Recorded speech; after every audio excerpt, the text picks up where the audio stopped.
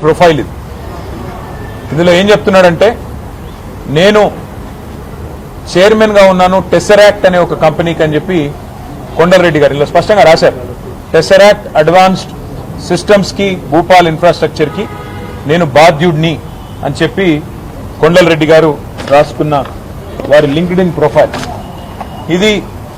అదే సంస్థ టెసరాక్ట్ అనే సంస్థ ఏర్పాటు చేసిన ఒక కార్యక్రమం, ఏరోస్పేస్ అండ్ డిఫెన్స్ కంపెనీ నేను అని చెప్పుకొని ఏర్పాటు చేసిన ఈ కార్యక్రమానికి అమెరికన్ కాన్సుల్ జనరల్ కూడా అటెండ్ అయిన విషయం. తర్వాత కొండలరెడ్డి గారు ఈ మధ్య కాలంలో మరి సడన్ గా ఆయన ఏం చదువుకున్నాడో ఏం చేశాడో నాకు తెలియదు, కానీ సడన్ గా యుఎస్ ఇండియా స్ట్రాటజిక్ పార్ట్నర్షిప్ ఫోరంలో ఎగ్జిక్యూటివ్ బోర్డులో టెసరాక్ట్ చైర్మన్ గా ఆయన జాయిన్ అయ్యారు అని చెప్పేసి వారు స్వయంగా లింక్డ్ఇన్ లో పెట్టుకున్న వ్యవహారం. US India strategic partnership forum కూడా we're delighted to welcome Shri Kondal Anumula chairman of Tesseract advance systems అని చెప్పి వాళ్ళు కూడా ఇచ్చిన ఇగో వారి స్టేట్మెంట్. ఇవన్నిటితో పాటు మరి ఎవరి టెసరాక్ట్ ఏంది కథ అని చెప్పి మేము కూడా ఆశ్చర్యపోయి సడన్ గా చదువు రాని రేవంత్ రెడ్డి బ్రదర్స్ అందరూ చదువు రాదు, పొట్టగొస్తే అక్షరం ముక్క లేదు, వీళ్ళందరూ సడన్ గా కోట్లు బూట్లు వేసుకొని మరి ఇంత పెద్ద పెద్ద కంపెనీలకు చైర్మన్లు ఎట్లా అయిపోతున్నారు, ఎవరి కంపెనీ ఏంది కంపెనీ అని తవ్వితే ఈ కంపెనీ పేరు టెసరాక్ట్ అడ్వాన్స్ సిస్టమ్స్ ప్రైవేట్ లిమిటెడ్ అట. ఈ కంపెనీ ఫోన్ నంబర్ ఇది, వాళ్ళ వెబ్సైట్ ఇది. కంపెనీ ఎంత గొప్ప కంపెనీ అయ్యా అంటే కంపెనీ ఫోన్ నంబర్ ఏందని చూసినాం, 1234567889. ఇది వాళ్ళ వెబ్సైట్. మరి ఇట్లాంటి నెంబర్లు ఉండొచ్చని మాకు తెలియదు. కొత్త సాంకేతిక పరిజ్ఞానం రేవంత్ రెడ్డి ఏమైనా కనుక్కున్నాడో అది కూడా తెలియదు. మరి కంపెనీ ఎవరు ఏంది వీళ్ళ కథ ఏంటంటే ఒక్క ఉద్యోగి లేడు, నో ఎంప్లాయీ, జీరో ఎంప్లాయీ. ఇది నేను చెప్పట్లేదు, వాళ్ళే చెప్పారు. నెంబర్ ఆఫ్ ఎంప్లాయీస్ ఇది వాళ్ళ స్టేట్మెంట్. మార్చ్ 31, 2025 నాడు ఎంతమంది ఉన్నారు ఎంప్లాయీస్ అంటే ఒక్కడు కూడా లేడు, 0. ఎక్కడుందా కంపెనీ అంటే ఊరు లేదు, పేరు లేదు, ఎక్కడో పటాన్ చెరువులో ఒక చిన్న ఇల్లు అడ్రస్ పెట్టుకున్నారు. అంటే పెయిడప్ క్యాపిటల్, కంపెనీ యొక్క పెయిడప్ క్యాపిటల్ అంటే ఒక కంపెనీ పెట్టినప్పుడు మూలధనం ఎంత, ₹1,00,000. కంపెనీ పెయిడప్ క్యాపిటల్ ₹1,00,000, ఎంప్లాయీ ఒక్కడు లేడు.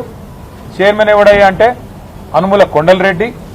మరి దీనికి రేవంత్ రెడ్డి గారి ప్రభుత్వం ఏం కేటాయించిందో తెలుసా?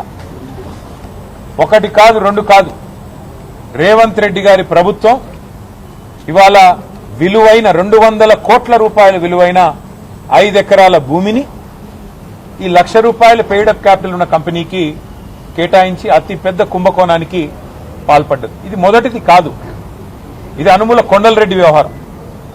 అనుముల జగదీష్ రెడ్డి అని రేవంత్ రెడ్డి గారికి ఇంకొక బ్రదర్ ఉన్నాడు, ఆయన అమెరికాలో ఉంటారు. రేవంత్ రెడ్డి గారు అమెరికా పర్యటనకు పోతే జగదీష్ రెడ్డి గారు రేవంత్ రెడ్డి గారు ఇద్దరు అన్నదమ్ములు కలిసి 1000 కోట్లకు మెమరాండమ్ ఆఫ్ అండర్స్టాండింగ్ చేసుకుని స్వచ్ఛ బయో అనే కంపెనీతో ఒక అండర్స్టాండింగ్, ఒక మెమరాండమ్ ఆఫ్ అండర్స్టాండింగ్ సైన్ చేశారని చెప్పి ఒక ఫోటో దిగారు. మరి అదేమైందో, వాళ్ళకి ఎక్కడ భూమి ఇచ్చారో అది కూడా తవ్వి తీయాలి.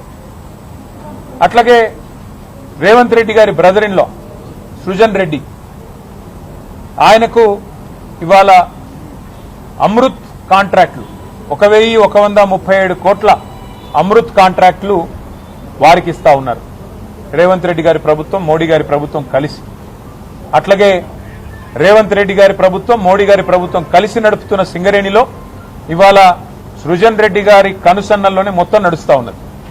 సైట్ విజిటేషన్ సర్టిఫికెట్లు, 1000 కోట్ల కుంభకోణాలు, ఇవన్నీ గతంలో బయటపెట్టాం, మళ్ళీ చెప్పమంటే మళ్ళీ చెప్తాం. ఎట్లా సైట్ విజిటేషన్ సర్టిఫికెట్లు అనే నిబంధన అడ్డం పెట్టి ఏ రకంగా చేస్తున్నారు అంటే ఇవంతా ఎందుకు చెప్తా ఉన్నా అంటే ఇవాళ తాజాగా వెలుగులోకి వచ్చింది, నిన్న మా తమ్ముడు క్రిషాంక్ వెలుగులోకి తీసుకొచ్చింది ఈ అనుముల కొండలరెడ్డి గారి టెసరాక్ట్ అనే కంపెనీ భాగోతం. కంపెనీకి ఒక ఉద్యోగి లేడు, కంపెనీకి రూపాయి ఆదాయం లేదు, ₹1,00,000 పెయిడప్ క్యాపిటల్, ఆఫీసు అడ్రస్ లేదు. కానీ వడ్డించేవాడు మనవాడైతే ఎక్కడ కూర్చుంటే ఏమి? ఇవాళ 200 కోట్ల విలువ చేసే ప్రభుత్వ మరి స్థలాన్ని 7 కోట్ల రూపాయలకి, గజం ₹3,700 చొప్పున కొండలరెడ్డికి అన్నగారు రాసిచ్చారు. మరి ఇది స్కామా కాదా మరి పక్క రాష్ట్రంలో కర్ణాటకలో ముఖ్యమంత్రి గారి సతీమణికి ఆనాడు 3 ఎకరాల స్థలం ఇస్తేనే ఆ ముఖ్యమంత్రి రాజీనామా చేసే పరిస్థితి వచ్చింది. తప్పకుండా ఈ అంశాన్ని వదిలిపెట్టం. నిన్న శ్రీధర్ బాబు గారు మాట్లాడుతున్నారు, ఒకసారి అది అసలు ఈ కంపెనీకి ముఖ్యమంత్రి గారి బ్రదర్కి ఏ సంబంధం లేదు అంటాడు.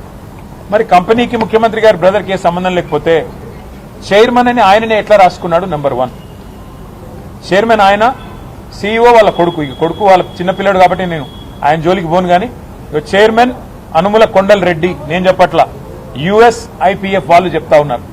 ఇది ఆయన లింక్డ్ఇన్ లో పోర్ట్ఫోలియోలో లింక్డ్ఇన్ ప్రొఫైల్లో రాసుకున్నాడు. Tesseract advance systems chairman Kondal Reddy.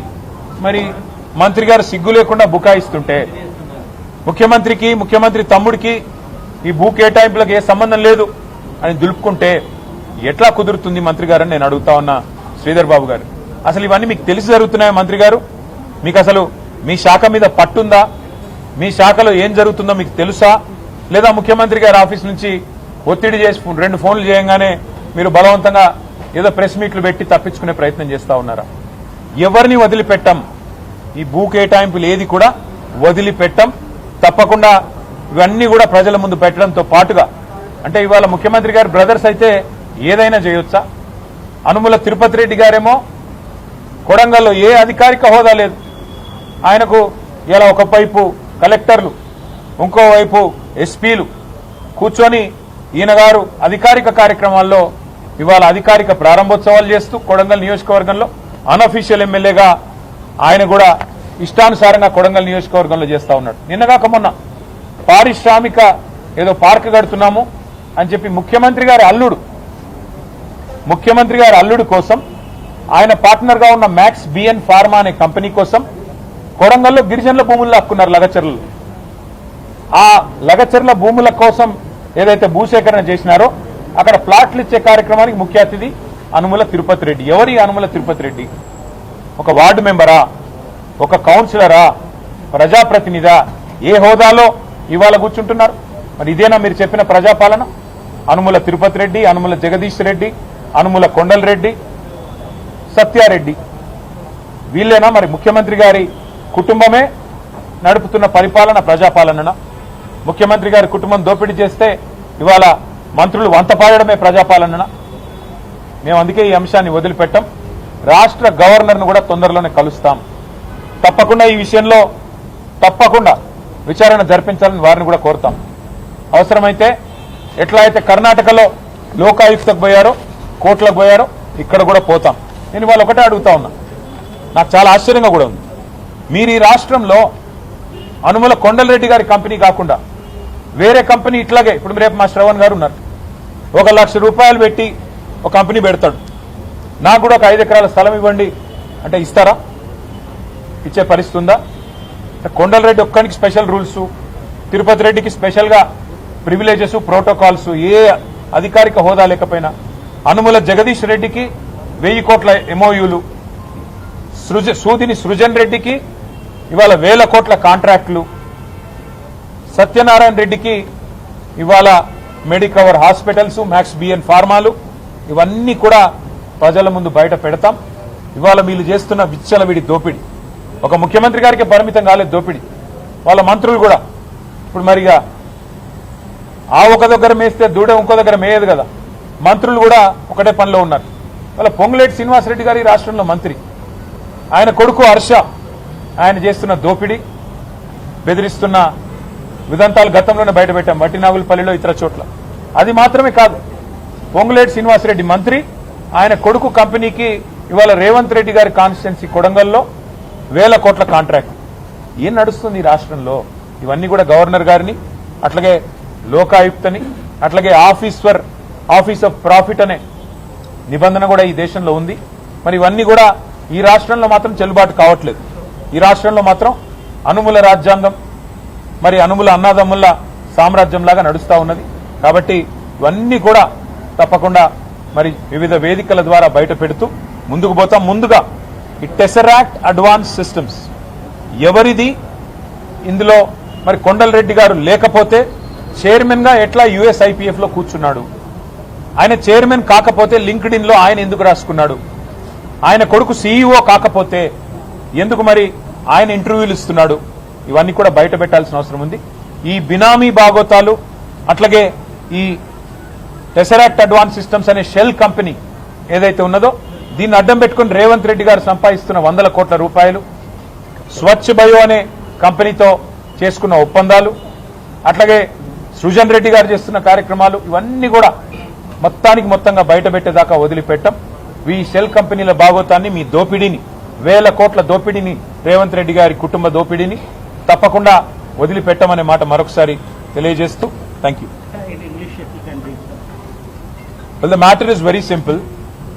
There was a time in Karnataka when the Chief Minister of Karnataka, when the then Chief Minister of Karnataka, Mr. Siddaramaiah, was almost compelled to resign because of what was called the MUDA scam, Mysore Urban Development Authority scam, where the Chief Minister's wife was allotted 3 acres of land, prime land. Today, a much bigger scam is unfolding in Telangana. This is the LinkedIn profile of Kondal Reddy Anumula, where he calls himself the chairman of a company called Tesseract Advanced Systems Limited. ये Tesseract क्या है, हम लोग थोड़ा इसके बारे में समझने की कोशिश किए हैं.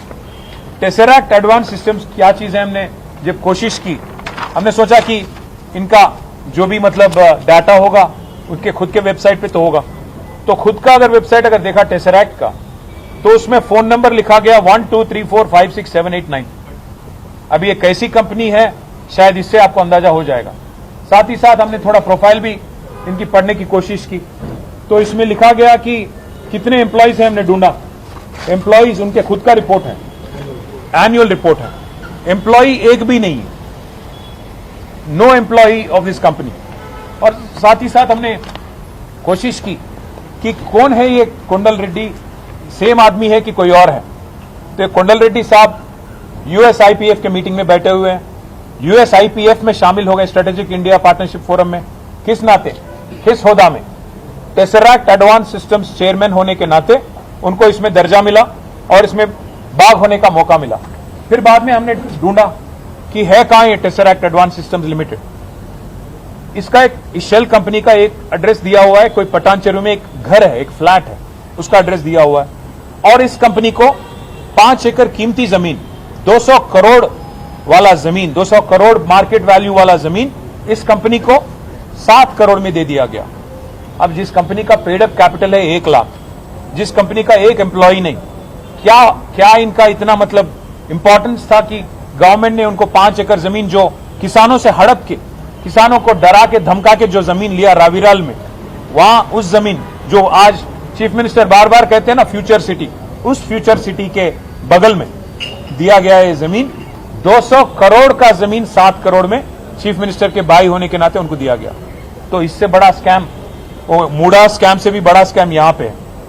इस बात को हम लोग इसी लेवल पे नहीं छोड़ेंगे. गवर्नर सर को मिलेंगे, उनको भी शिकायत करेंगे, लोकायुक्ता का भी दरवाजा खटखटाएंगे. साथ ही साथ जो भी कानूनी तौर पे कार्रवाई करना होगा. ये देखिए, ये है उस कंपनी का एड्रेस, ये है कंपनी जो टेसरैक्ट है उसका दिया हुआ address. This is their address, the shell company का address. All these documents are with us. I will leave it with the media. I appeal to the media as well, please investigate, please इसका छानबीन करो. इसका अगर हमने कुछ गलत कहा है तो हमको भी बताओ. इस कंपनी के बारे में कल हमारे पार्टी के लीडर कृषांक जी ने कल प्रेस मीट किया, तो हमारे यहाँ के इंडस्ट्रीज मिनिस्टर है, उन्होंने आगे आके बयान दिया कि भाई इस कंपनी से कोंडल रेड्डी जी का, रेवंत रेड्डी का भाई का कोई लेना देना नहीं है. भाई अगर लेना देना नहीं है तो यूएसआईपीएफ में कैसे उनको मेंबरशिप मिला? टेसरैक्ट एडवांस सिस्टम्स चेयरमैन होने के नाते मिला. यूएसआईपीएफ में जहां वो बैठे हैं वहां खुल्लम खुल्ला लिखा हुआ है Kondal Reddy belongs to Tesseract advance systems limited. जरा वो फोटो दिखा दो, काउंसिल जनरल के साथ जो बैठे हैं वो दिखाओ. हाँ, ये वाला, ये देखिए आप, American council general Laura Williams ji के साथ ये आदमी बैठा हुआ है. उसके नीचे क्या लिखा है यहां पे? Kondal Reddy Tesseract advance systems limited. Tesseract, ये मीटिंग ऑर्गेनाइज किया था टेसरैक्ट ने.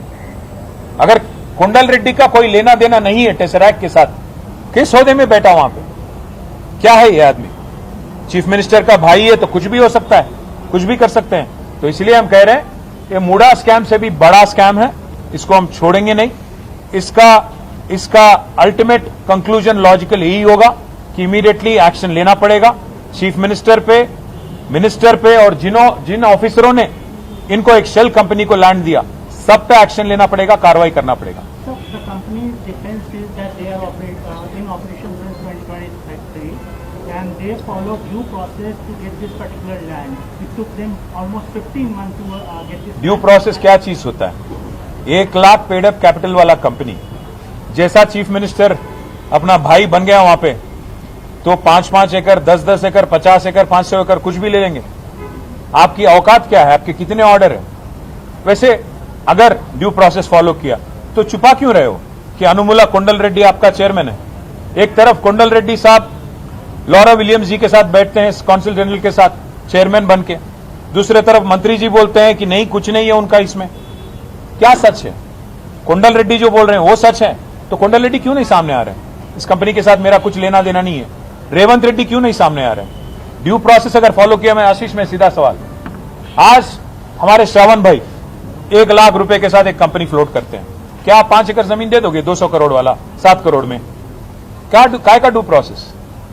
ये ड्यू प्रोसेस नहीं है, डुबाने वाला प्रोसेस है। तेलंगाना को डुबाने का, तेलंगाना को लूट करने का, यहां पे पैसा कमाने का और तेलंगाना को बेचने का, तेलंगाना की कीमती जमीन को बेचने का एक साजिश चल रहा है। इसको हम छोड़ेंगे।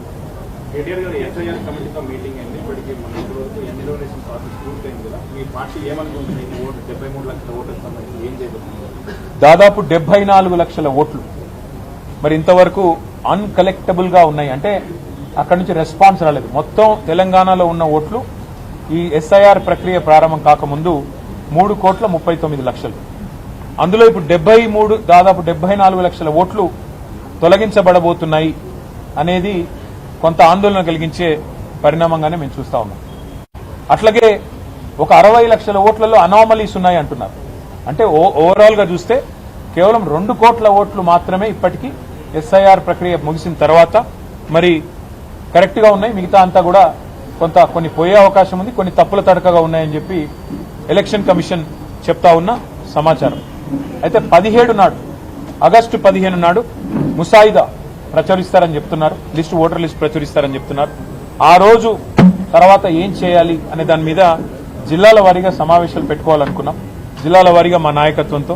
అట్లాగే మా లీగల్ సెల్తో కూడా కూర్చున్నాము, న్యాయ నిపుణుల సలహాలు కూడా తీసుకుని ఎట్లా అర్హుల ఓట్లు పోకుండా ఎట్లా చూసుకోవాలి, ఏ ఒక్క అర్హుడి ఓటు కూడా పోకుండా ఎలా చూసుకోవాలి, ఎవరికైతే అన్యాయం జరిగే పరిస్థితి ఉందో వారికి న్యాయం ఎట్లా చేయాలి, వారి ఓట్లు పోకుండా ఎట్లా చూసుకోవాలనే దాని మీద కూడా మరి వాళ్ళ కొంతసేపు న్యాయ నిపుణులతో కూడా మాట్లాడుకున్నాం.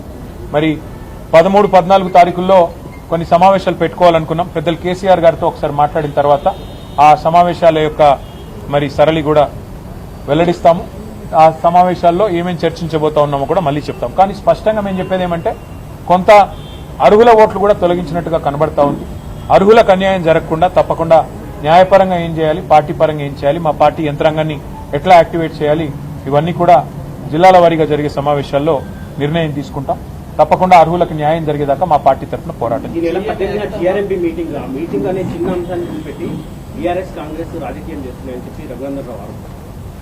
ఇప్పుడు తెలంగాణలో పుట్టి చావలేని సన్నాసులకు మేము చెప్పేదేం లేదు. మీ కేంద్ర ప్రభుత్వం, తెలంగాణ రాష్ట్ర ప్రభుత్వం ఆనాడు కేసీఆర్ గారి నాయకత్వంలో ప్రాజెక్టులకు అనుమతి ఇచ్చిందే మీ కేంద్ర ప్రభుత్వం. 7 ప్రాజెక్టులకు అనుమతి ఇచ్చిన తర్వాత, ఆ రోజు మేము కష్టపడి అనుమతులు సాధించిన తర్వాత ఇవాళ అనుమతులు రద్దు చేయాలని చెప్పి ఆంధ్రప్రదేశ్ ప్రభుత్వం పట్టుబడితే జీఆర్ఎంబీ ఎజెండాలో పెట్టారు. మేమేమంటున్నాం, అయితే మీకు రేషం ఉంటే, పౌరుషం ఉంటే ఆ మీటింగ్ బాయ్కాట్ చేయండి, అది తెలంగాణ ప్రభుత్వాన్ని డిమాండ్ చేస్తున్నాం. అసలు బీజేపీకి సిగ్గుంటే మీరిచ్చిన అనుమతులు మీరు రద్దు చేయాలని చెప్పి మీ పార్ట్నర్ ఎవరైతే అడుగుతున్నారో వారిని ప్రశ్నించండి, ఎందుకు రద్దు చేయాలి? అసలు కేంద్ర ప్రభుత్వమే అనుమతి ఇచ్చి మళ్ళీ కేంద్ర ప్రభుత్వం ఆధీనంలో ఉండే జీఆర్ఎంబీ రద్దు చేయాలని చెప్పి ఎజెండాలో పెడుతుంటే సిగ్గు లేకుండా మాట్లాడడానికి బీజేపీ వాళ్ళకి మరి ఏ రకంగా మనసు వస్తుందో, ఏ రకంగా నోరొస్తుందో నాకైతే అర్థం కావట్లేదు. నీళ్లు, నిధులు, నియామకాలు వీటి ఆధారంగా జరిగిన ఉద్యమమే తెలంగాణ ఉద్యమం. ఇవాళ అలాంటి ఉద్యమంలో మేము రాష్ట్రాన్ని సాధించడమే కాకుండా బ్రహ్మాండంగా రాష్ట్రం సాధించిన తర్వాత ఒక్కొక్క నీటి బొట్టును ఒడిసి పట్టి తెలంగాణ బీడు భూములకు మలిపే ప్రయత్నం చేశాం. అది కాళేశ్వరం అయితేనేమి, సీతారామ అయితేనేమి, పాలమూరు రంగారెడ్డి ఎత్తిపోతల పథకం అయితేనేమి, ఇంకా చిన్న ప్రాజెక్టులు ఇంకా చాలా ఉన్నాయి, చనాక కొరాట, ఇంకా అలాంటి ప్రాజెక్టులు ఎన్నో ఉన్నాయి. అలాంటి అన్ని ప్రాజెక్టులు, వాటితో పాటు మిషన్ కాకతీయ లాంటి ప్రాజెక్టులు ఇవన్నీ చేసి తెలంగాణలో నీటి వనరులకి మరి పెద్ద ఎత్తున న్యాయం జరిగే విధంగా, నీటి వనరులను కాపాడుకునే విధంగా మేము ప్రయత్నం చేశాం. అందులో భాగంగానే అనుమతులు తెచ్చాం. ఇవాళ ఆ అనుమతులన్నింటినీ తుంగలో దొక్కుతాం. మా చెప్పు చేతుల్లో కేంద్ర ప్రభుత్వం ఉంది, కేంద్రం జుట్టు నా చేతుల్లో ఉంది, కాబట్టి నేను ఆడిచ్చినట్టే ఆడాలని చంద్రబాబు నాయుడు గారు అనుకుంటే, చంద్రబాబు నాయుడు గారికి ఆంధ్రప్రదేశ్ ప్రభుత్వానికి నేను విజ్ఞప్తి చేస్తా ఉన్నాను. మా నాయకుడు కేసీఆర్ గారు ఎప్పుడో చెప్పారు, బేసిన్లు లేవు, బేసిజాలు లేవు, నీళ్లు వాడుకుందామని చెప్పారు. కానీ మా కడుపు కొట్టి మా ప్రాజెక్టుల అనుమతులు రద్దు చేస్తామంటే మేము ఊరుకోం. మీరు పోలవరం కట్టుకుంటే మేమేం అనలేదే, మీరు పట్టిసీమ నీళ్లు లిఫ్ట్ చేసుకుంటుంటే మేమేం అనలేదే. ఇవాళ మేమేమంటున్నాం, మాకు వచ్చిన అనుమతులను చెడగొట్టకండి అంటున్నాం. మీరు కేంద్ర ప్రభుత్వం మా చేతుల్లో ఉంది కదా, కేంద్ర ప్రభుత్వం జుట్టు మా చేతుల్లో ఉంది కదా, నేను ఆడిచ్చినట్టు ఆడే చెంచాగాడు, ఇక్కడ తెలంగాణ ముఖ్యమంత్రి ఉన్నాడు కదా నా చెంచాగాడు అనుకుంటే, తెలంగాణ రైతుల తరపున పోరాటం చేయడానికి మేము సిద్ధంగా ఉన్నాం. జల సౌదలో కనుక జరిగే మీటింగ్ ని రాష్ట్ర ప్రభుత్వం, తెలంగాణ ప్రభుత్వం స్పష్టమైన నిర్ణయం తీసుకొని బాయ్కాట్ చేయకపోతే, ఎజెండా మార్చి వాటిని ఈ 7 అంశాలను, ఈ 7 ప్రాజెక్టుల అనుమతులు రద్దు చేసే అంశాన్ని తొలగించకపోతే తెలంగాణలో తప్పకుండా జల ఉద్యమం నిర్మాణం చేస్తామని మేము చెప్పాము. అవసరమైతే ఆ రోజు జల సౌద ముట్టడిస్తాం. జల సౌద ముట్టడించైనా సరే ఈ తెలంగాణ చేవగాని చేతగాని తెలంగాణ ప్రభుత్వాన్ని నిలదీస్తాం.